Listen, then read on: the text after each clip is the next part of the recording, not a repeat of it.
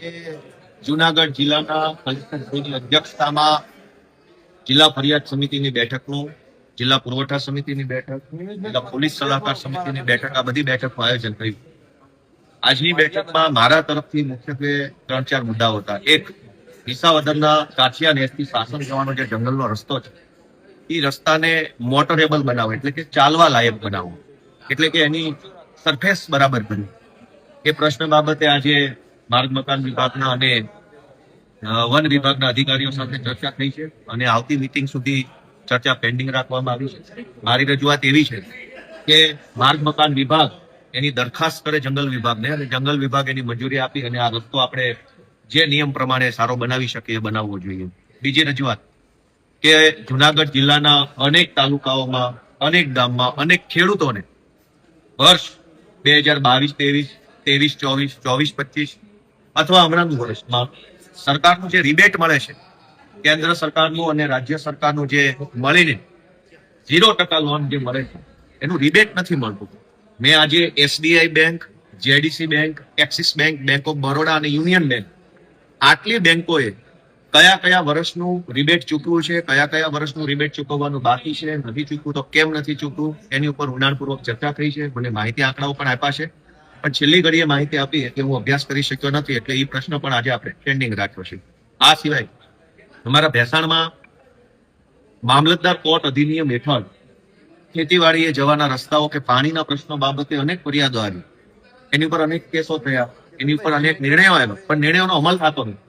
એટલે એનો તાત્કાલિક અમલ થાય મામલતદાર કોર્ટ એક્ટ હેઠળના કેસોનો, એની પણ આજે રજૂઆત કરી છે. આ સિવાય ભેસાણ, વિસાવદર અને જુનાગઢ તાલુકામાં સસ્તા અનાજની દુકાનમાં બહુ મોડે અનાજ પહોંચે, 25 તારીખે, 28 તારીખે, 30 તારીખે, એ રીતે અનાજ પહોંચે. તો મેં આજે રજૂઆત કરી કે કોઈ પણ સંજોગોમાં મોડામાં મોડું 15 તારીખ સુધીમાં અને વહેલામાં વહેલું 10 તારીખ સુધીમાં અનાજ દુકાનદાર સુધી પહોંચે તો 10 તારીખથી લઈને અથવા 15 થી લઈને 25 સુધીમાં વિતરણ થઈ શકે, એટલે સમયસર અનાજ પહોંચતું થાય એ બાબતે પણ આજે ઊંડાણપૂર્વક ચર્ચા થઈ છે.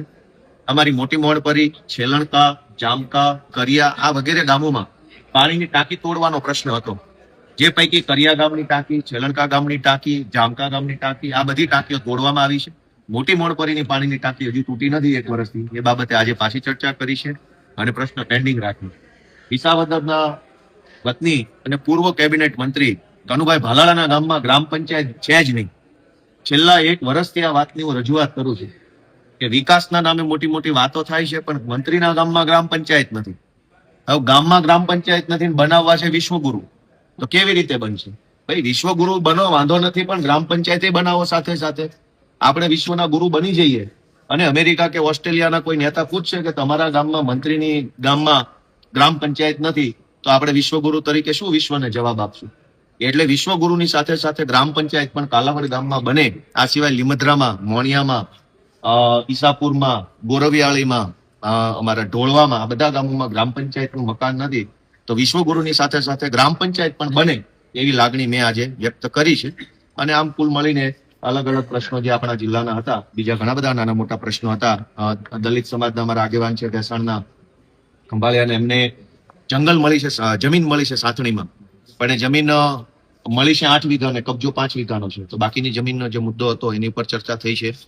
હસનાપુર ગામને ગ્રામ પંચાયતનો દરજ્જો આપવાની સરકારે મંજૂરી આપી દીધી છે, એટલે હવે એની આગળની જે વહીવટી પ્રક્રિયા ઝડપથી જુનાગઢ જિલ્લામાંથી પૂરી થાય.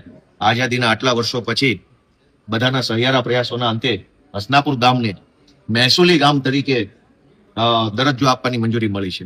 અને આ સિવાય અમારા મત વિસ્તારના અલગ અલગ 14 ગામોની અંદર સરકારે ફાળવેલી સરકારી જમીનને, ખેડૂતોને જે જમીન ફાળવી એની અંદર અનામત જંગલ જમીનની નોંધ છે એ હટાવવાની પણ સરકારની મંજૂરી મળી છે. આટલે એની ઉપર પણ ઝડપથી કાર્યવાહી થાય એવી આજે રજૂઆત કરી છે. કુબા રાવણી ગામનો જે હકપત્રકનો મુદ્દો હતો એનું પણ સોલ્યુશન 20 વર્ષ પછી આવ્યું છે, એની પણ ચર્ચા થઈ છે. આમ કુલ મળીને અમારા વિસાવદર, ભેસાણ, જુનાગઢની જનતાના અલગ અલગ મુદ્દાઓ ઉપર નિરાકરણ આવે, જનતાને ફાયદો થાય એવા મુદ્દાઓ ઉપર અમે આજે રજૂઆત કરી છે.